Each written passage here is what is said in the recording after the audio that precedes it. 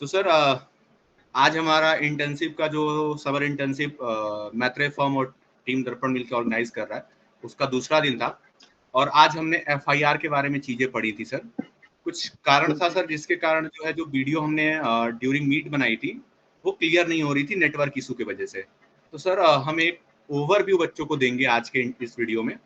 जैसे सर मेरे क्वेश्चन होंगे पहले कि सर जैसे हम एक नॉर्मली सर, चूंकि आज मैं जुड़ा भी नहीं था, तो इससे बहुत अच्छा होगा कि कहीं ना कहीं हमारा एक रिवीजन हो जाएगा या मुझे भी चीजें पता चल जाएंगी।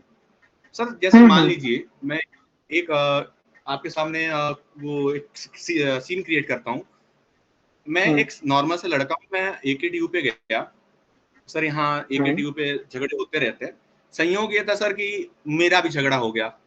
और सर एज अ क्लाइंट मैं आपके पास आया हूँ कि सर मुझे आपकी मदद चाहिए। कुछ लोग हैं जो मुझे परेशान कर रहे हैं या फिर मुझे बार बार धमकियां दे रहे हैं और मुझे एफआईआर करना है सर। तो फिर मुझे कैसे, किस स्टेज से होकर जाना है और क्या क्या कार्रवाई करनी है? आपने बताया सबसे पहले कि मुझे परेशान कर रहे हैं, ठीक है। परेशान में झगड़ा हुआ और परेशान कर रहे हैं, तो झगड़े में जी सर। आपके ऊपर जो चोट अगर लगा है, ठीक है, इन केस अगर आपसे आपके साथ मारपीट हुआ है, गाली गलौज हुआ है, गाली दिया है उन्होंने और चीजें हुई हैं, अगर इस तरीके का केस बन रहा है तो इसके लिए एफआईआर के रूप में जा सकते हैं। सिंपल सा, आप एफआईआर के लिए ये जाएंगे थाने पे, एक एप्लीकेशन बनाएंगे वहाँ के लोकल थाने के नाम पे, ठीक है। अगर आप वहाँ के रहने वाले हैं तो वहाँ के लोकल थाने के नाम पे एफआईआर लिखेंगे, मेंशन करेंगे एप्लीकेशन। उसमें वहाँ के जो एसएचओ, मतलब जो थाना अध्यक्ष होंगे, उनको मेंशन करते हुए फिर आप जो है एफआईआर बनाएंगे।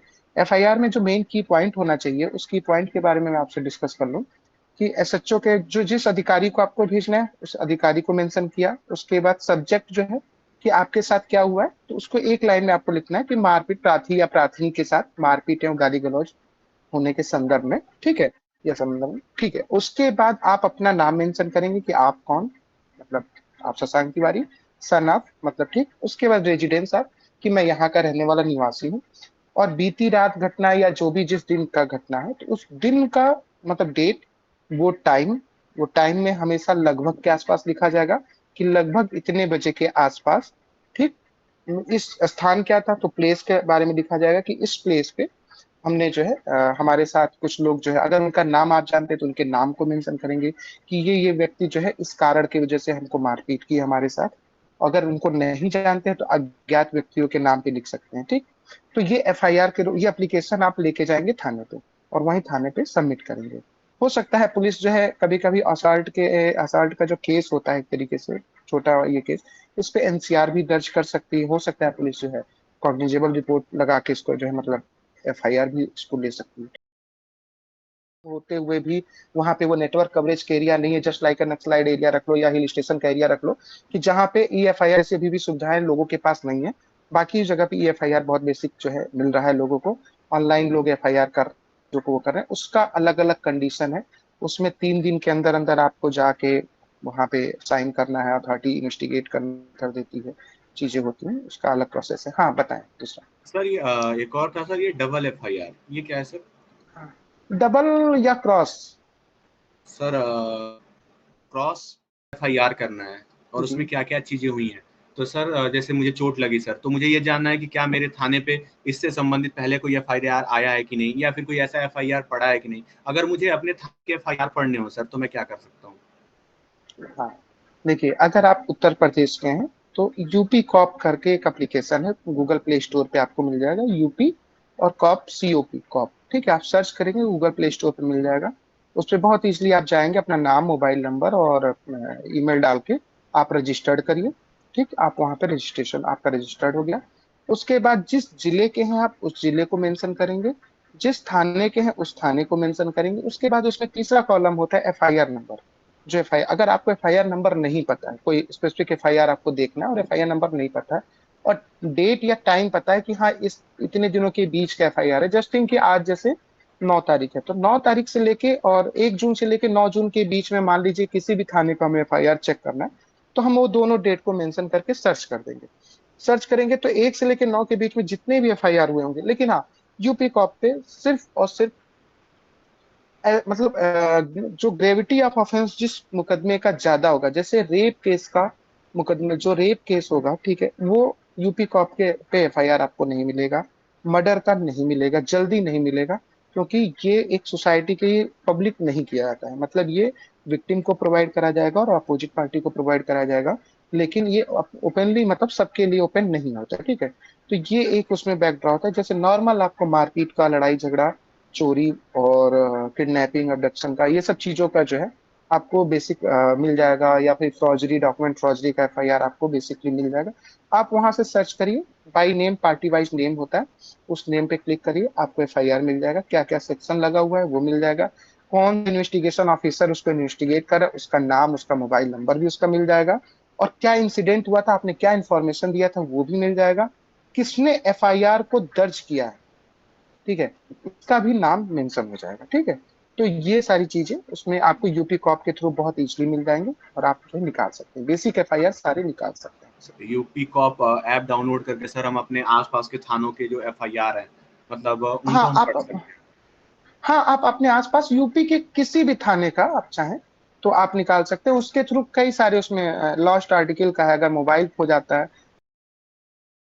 जैसे सर अब हम्म। ये जो फॉर्मेट है, और नीचे सर अपना नाम और डेट लिख देंगे सर, और सिग्नेचर सिग्नेचर अपना करेंगे सर, कि कॉलम छोड़ देंगे हाँ, वहाँ, नहीं सिग्नेचर नहीं नहीं, करेंगे। हाँ, आप अपना सिग्नेचर करेंगे, जैसे आप क्या चाहते हैं। जैसे आपने सब कुछ बताया, फिर प्रेयर है आपका, प्रेयर कि आप क्या प्रेयर में मतलब एक तरह से क्या मांग रहे हैं।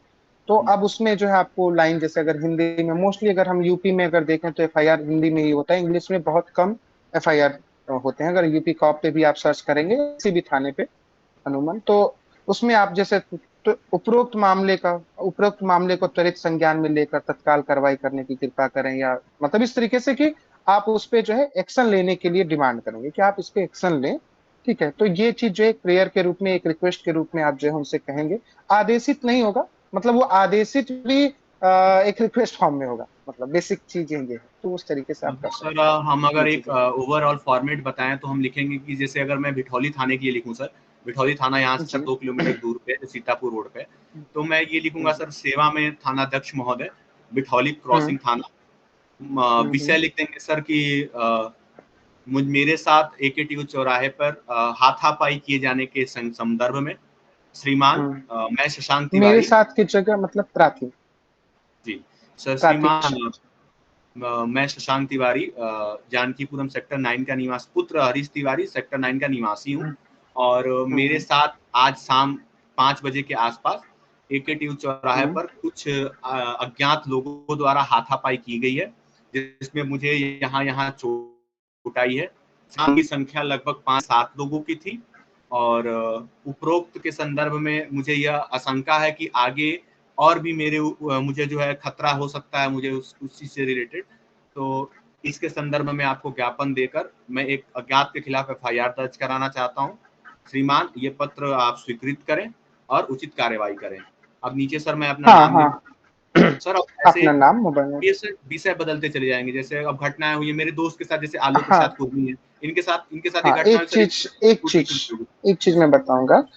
कॉज ऑफ एक्शन जो होता है यस सर। उसको कोशिश करिए मेंशन करने का जी सर। उसमें, ठीक है। हाँ, मतलब जब वो किस कोर्ट कारण में की वजह जाता, से। हाँ कारण मतलब बेसिकली उसमें हाथापाई हुआ, मारपीट हुआ, लेकिन क्या मतलब मैं वहां पे था या पहले से हमारा कुछ था, या मतलब ये उपरोक्त लोग आए और मतलब गाली देने लगे या इस तरीके से, तो कहीं ना सर कहीं गाड़ी कोशिश खड़ा करिए की कि थी सर, कुछ कुछ। गाड़ी खड़ा करने को लेके हुए, तो मैं हाँ सर इस गाड़ी, हाँ गाड़ी कि खड़ा मैं करने को लेके पार्किंग विवाद में हुआ। खड़ा किया, लेकिन उन्होंने जो है उस पे असद टिप्पणियां की, जिस पे मैंने उनका विरोध किया और मुझे मेरे ऊपर कार्रवाई की गई। हाँ हाँ हाँ। तो ये आप कॉज ऑफ एक्शन को लेके जो आप तो सर उसको जैसे मेंशन आलोक करते प्रसाद हैं। कुर्मी है, इनकी सर स्कूटी हम्म चोरी हो गई सर, इनकी स्कूटी है, ये चोरी हो हम्म गई। अब मुझे अगर हम्म। इसको एक्सप्लेन करना होगा चीजों को, तो फिर सर कैसे लिख सकते हैं इसमें, गाड़ी का नंबर नंबर भी मेंशन करना।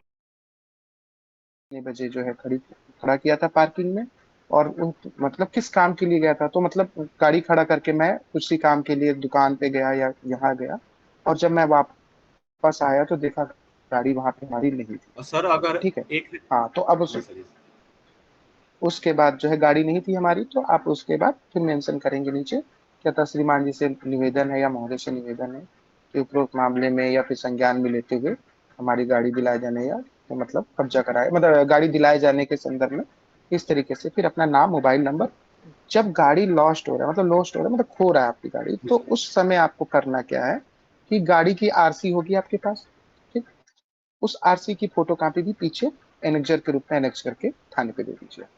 ठीक, इससे ये होगा कि हाँ देखिए, जैसे मैंने बताया और बीच में पॉइंट भूल गया कि गाड़ी की डिटेलिंग, तो गाड़ी का यूपी 32, ठीक है, यूपी 32 किसके नाम पे रजिस्टर्ड है, वो नाम रजिस्टर्ड, ये नाम पे रजिस्टर्ड है, और चेचिस नंबर अगर है तो ठीक है, आप मेंशन कर दीजिए कि चेचिस नंबर है, और ये उसके साथ साथ एनेक्जर के रूप में आप आ, वो भी डाल दीजिए, क्या कहते हैं, आरसी अपना मेंशन करते हुए दे दीजिए उन्हें।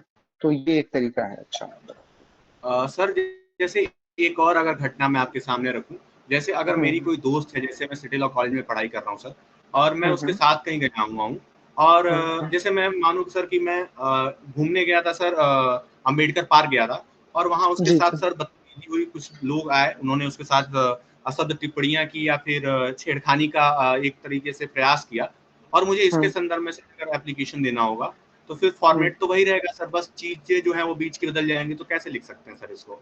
हाँ, कि मैं मतलब मैं प्रार्थी, तो देखिए, अब वहां पे एप्लीकेशन किसके बिहाफ पे जाएगा, देखिए, किसके साथ वो प्रॉब्लम हुआ, तो सर हुआ किसके पास, फीमेल दोस्त के साथ हुआ, ठीक है, जी जी जी तो जी वो सर, जी वो सर। करेगी, ठीक है, तो उनके नाम से मेंशन करते हुए कि ये जो है मैं थी और मेरे साथ मेरे मित्र ये थे, वो अगर डालते हैं, या आप भी डाल सकते हैं चीजें, और उसके बाद आपकी, हम अंबेडकर पार्क में हम अपने दोस्त के साथ घूम रहे थे या जा रहे थे या कहीं खाना पीना खा रहे थे, कुछ असभ्य लोग जो है या सामाजिक मतलब जो है असामाजिक तत्व जो है आए यहाँ पे और हमारे साथ बदतमीजी की है, हमें छेड़खानी की उनसे, और उसमें जिस तरीके की घटना घटी थी हुई हो, उसको शॉर्ट में अपना एक फॉर्मेट में बना के लिखना कि हाँ हमारे साथ इस तरीके से उन्होंने किया, या दुपट्टा खींचा या गाली दिया, इस तरीके से चीजें की, ठीक है, या गंदे इशारे किए इस तरीके से, फिर उसके बाद जो है अपना फिर डिमांड करना है कि हाँ इस पे संज्ञान में लीजिए इसको, फिर अपना मोबाइल नंबर और वो नाम और मोबाइल नंबर, ठीक, और दूसरे साइड में जो एफआईआर का, जैसे दूसरे साइड में आपको लिखना एप्लीकेशन के दूसरे साइड में, मतलब एक साइड में एक कॉलम में तो एक तरीके से आपका नाम जी हो गया, मोबाइल नंबर हो गया, एड्रेस हो गया, उसके ठीक जस्ट पैरेलल इस साइड में स्थान, पहले दिनांक होगा, कौन से दिनांक में, जैसे आज मतलब घटना घटी है मान लीजिए कल का 8 तारीख को, आप सूचना इंफॉर्मेशन देने आ रहे हो 10 तारीख को, ठीक है, तो दिनांक जिस दिन आप इंफॉर्मेशन देने जाएंगे उस 10 तारीख का मेंशन करना होगा। घटना में तो आप जो जिस दिन का घटना हुआ है इंसिडेंट हुआ उसी डेट को मेंशन करेंगे, ठीक। महिला थाना सर एक प्रारूप है, तो किन परिस्थितियों में सर हम महिला थाने में जाते हैं और किन में सामान्य थाने में जाते हैं? देखिए, महिला थाना जैसा कि नाम से ही हो रहा है कि महिला, तो अगर फीमेल के अगेंस्ट कोई भी क्राइम हो रहा है, ठीक है, चाहे वो सोसाइटी कर रही हो, फैमिली कर रहा हो, कोई भी कर रहा हो, फीमेल के अगेंस्ट, एक फीमेल के अगेंस्ट, उस मामले में आप महिला थाना जाएंगे, सिंपल सा महिला थाना जाइए। आप अपने थाने पे जाएं, जैसे अगर डोमेस्टिक वायलेंस का मैटर है, जो डीवी का मैटर होता है, मोस्टली क्या होता है कि जो लोकल थाना होता है वो इस मामले से बचने की कोशिश करता है, कहता है आप महिला थाना जाइए, आप महिला थाना पे जाइए, आप वहीं से कंप्लेन करिए, आप ये चीजें करिए, तो आप वहीं महिला थाना आप सीधे चले जाइए, वहां पे आप अपना कंप्लेन आप जो है फीमेल लिखाएंगे, ठीक है। कुछ मामलों में जैसे यहाँ पे भी कर सकते, कोई स्पेसिफाइड नहीं है, बस ये है कि महिलाओं को एक मतलब सरल और सुगम बनाने के लिए कि वो अपनी बात को उस महिला थाना में इजीली कह सकती हैं, वहां हेजिटेट नहीं हो सकती हैं, वहां अपनी बात रखने में डर और भय नहीं हो सकता है, जितना कि एक जनरल थाने में जहाँ पे पुलिस है या चीजें हैं, जेंट्स पुलिस है और चीजें हैं, तो वहां पे वो डर सकती है, और उसको डर है या भय है, तो इस वजह से महिला थाना स्पेशल बनाया गया है। इसके अलावा महिला थाना का कोई स्पेशल रूल नहीं है, कि रोल नहीं है कि हाँ और उनको क्या करना है, बस फीमेल को लेके ही है, बस इसके अलावा और कोई अनदर चीजें नहीं। तो सर अब वास्तविकता में आ जाते हैं, शशांक तिवारी बन जाते हैं। हाँ आज की हाँ हाँ हाँ। आज की क्लास में सर हम लोगों ने, मतलब जहां तक मुझे बताया गया था कि हमने एफआईआर के बारे में पढ़ा, क्या होता है फर्स्ट इन्फॉर्मेशन रिपोर्ट, हमने जीरो एफआईआर, हम्म ई एफआईआर और क्रॉस एफआईआर के बारे में पढ़ा था। इसके अलावा हमने हम्म, एप्लीकेशन का फॉर्मेट पढ़ा था कि एप्लीकेशन का हाँ हाँ, फॉर्मेट क्या होना चाहिए। और सर अगर इसके हम्म। अतिरिक्त अगर आज की क्लास में कुछ डिस्कस हुआ है तो प्लीज सर इस वीडियो पे आप बता दीजिए। नहीं नहीं, इसके अलावा कुछ नहीं, बस प्रोसेस पे वही बात हो रहा था कि अगर फीमेल के अगेंस्ट हो रहा है तो जैसे क्या क्या हो सकता है उस पे, ठीक है। हाँ, एक कोर्ट को लेके बात हो रहा था कि 173(4) पीएनएसएस का, ठीक है, यस। सेक्शन 173 सब क्लास 4, और अगर पुराने उसमें जाए सीआरपीसी में तो 156(3), मतलब 156 सेक्शन 156 सब क्लास 3, जिसमें मजिस्ट्रेट है वो पावर कि वो एफआईआर वहां से मजिस्ट्रेट कोर्ट से मजिस्ट्रेट कोर्ट से जो है एफआईआर लॉन्च होता है, ठीक है। अगर पुलिस अथॉरिटी नहीं करती है तो वहां पे, तो उसके बारे में हम लोगों ने डिस्कस किया था कि उसमें क्या होता है। तो जनरल थिंग आप एक बहुत अच्छे से चीजें समझिए कि एज एडवोकेट अगर आप किसी मामले पे जा रहे हैं एफआईआर कराने, या आप किसी को सजेशन कर रहे हैं, सजेस्ट कर रहे हैं, या कोई भी व्यक्ति हो जो जागरूक है, तो वो अपना जो एफआईआर जो एप्लीकेशन है उस एप्लीकेशन को हाथ से लिखे, ठीक है। कोशिश करिए कि आप कंप्यूटर से आप लिखें, ठीक, यस कंप्यूटर से टाइप करा लें मामले को। और वो एसएचओ को तो जाके बाई हैंड दीजिए। उसके साथ साथ आपका कोशिश ये होना चाहिए कि अगर आपको लग रहा है कि वहां पे हमारी सुनवाई नहीं हो रही है या एट द टाइम नहीं होगा कुछ भी, आप तुरंत पोस्ट ऑफिस चले जाइए। वहां से उसी एसएचओ को, मतलब उसी थाने को आप जो है वहां से पोस्ट कर दीजिए। जब आप पोस्ट करते हैं, स्पीड पोस्ट करेंगे तो 35-40 रुपए के आसपास का पोस्ट होगा। स्पीड पोस्ट करेंगे, आपको एक रिसीविंग इंडियन पोस्टल डिपार्टमेंट की तरफ से आपको मिलता है। वो आप उसके वेबसाइट पे जाके 3 से 4 दिन बाद आप उसको ट्रैक कर लीजिए। जब ट्रैक करते हैं आप, तो ये दिखा देगा कि इस थाने पे वो डिस्पैच हो चुका है, यस सर। ठीक है। या फिर आप ऊपर की अथॉरिटी को भी देना चाह रहे हैं, जैसे आपको लग रहा है कि मेरा इतने से सुनवाई नहीं होगा इस एसएचओ को, मैं ऊपर भी अगर देना चाहता हूँ, तो फिर आप ऊपर में भी आप काम कर सकते हैं कि सीओ मतलब क्षेत्राधिकारी, पुलिस यस क्षेत्राधिकारी। एसपी मतलब पुलिस अधीक्षक, जो उस जिले का पुलिस अधीक्षक। तो यस आप बस ऊपर के पद जो है बदलते चले जाएं, जो डेजिग्नेटेड और वो है पोस्ट है वो बदलते चले जाएं। मान लीजिए दूसरा जिला है, सिंपल समय बात है, तो पुलिस अधीक्षक वहां का उस जिले का हो गया। फिर क्षेत्राधिकारी, तो क्षेत्राधिकारी मतलब सर्किल ऑफिसर। तो सीओ जो होता है क्षेत्राधिकारी, वो तहसील लेवल का होता है, ठीक है। तो उस तहसील का मतलब उस सर्किल ऑफिस का नाम पड़ गया, ठीक है। उसके बाद एसएचओ। तो ये तीनों को जब भेजेंगे, ठीक है, तो इससे बेनिफिट क्या होगा कि अगर एसएचओ के पास गया तो उसको ये पता होगा कि ये एप्लीकेशन हमारे ऊपर किसके किसके पास जा चुका है। यस समझ रहे हैं बात को? हाँ। यस यस तो यस। ये चीज जो है एक बहुत बेनिफिट होता है, ये एक की पॉइंट होता है, मतलब कि आपके एक स्किल्स पे, एडवोकेट के एक स्किल्स पे ये जो है वर्क करता है, ये चीजें। मतलब सर, अगर अगर हम ओवरऑल क्लास की बात करें, तो अगर मैं एक हम्म अधिवक्ता हूं और मेरे पास कोई आता है कि मुझे ये प्रॉब्लम है, तो सबसे मुझे पहले मुझे एक एप्लीकेशन लिखना है, एप्लीकेशन लेके हम्म थाने पे जाना है। सर एक चीज था हम्म। सर, क्या एफआईआर के लिए कुछ चार्ज भी देना होता है क्या सर? थाने पे कुछ नहीं नहीं, पैसे लगते कोई थाने पे कोई कोई चार्ज नहीं होता है। जबकि विक्टिम को फ्री कॉस्ट ऑफ कॉपी, जो फ्री कॉस्ट में आपको जो है कॉपी वहां पे प्रोवाइड कराया जाएगा। एफआईआर जो दर्ज होगा उसकी जो कॉपी होगी वो उसको फ्रीली जो है, आपको हैं? जी कोई सर। उसका कॉस्ट नहीं होता, वो दिया जाएगा आपको एफआईआर दर्ज होने के बाद। ये चीज जो है, और इसमें कोई भी किसी भी तरीके की कोई भी पैसे की डिमांड नहीं होती, कहीं पे भी कोई वो नहीं होता। सर अगर मैं ई एफआईआर कर रहा हूँ तो मुझे 3 दिन के भीतर जाके थाने पे एक हस्ताक्षर करना होगा, और हाँ हाँ हाँ, उस जीरो पे एफआईआर। इन्वेस्टिगेशन, वो उस पे रिपोर्ट लगेगी। रिपोर्ट के दौरान जो है आपको फिर उसमें सर इन्वेस्टिगेशन में पुलिस अथॉरिटी वो डिसाइड करेगी कि क्या करना है उस पे, तो और उसकी जीरो ग्रेविटी ऑफ ऑफेंस को देख के। और जीरो एफआईआर मतलब अगर मेरे साथ इंसिडेंट कहीं हो रहा है और मैं कहीं और जा करके वो एफआईआर दर्ज करा, तो सिर्फ जीरो एफआईआर। जैसे आप मान लीजिए कि आप लखनऊ आए हुए हैं, जी सर। ठीक है। रहने वाले आप बलिया के हैं, जी गोरखपुर सर। के हैं, किसी भी जिले के हैं। तो आप जो है सोच रहे हैं कि मैं लखनऊ आया हूँ और मैं चाहता हूँ कि मैं गोरखपुर या बलिया में करूँ। तो आप गोरखपुर बलिया अपने घर से आप उस एफआईआर को कर यस सकते हैं, सर ठीक है। यस यस तो सर। वो चीजें जो है वहां पे ट्रांसफर हो जाएंगी, कोई इशू नहीं है उसमें।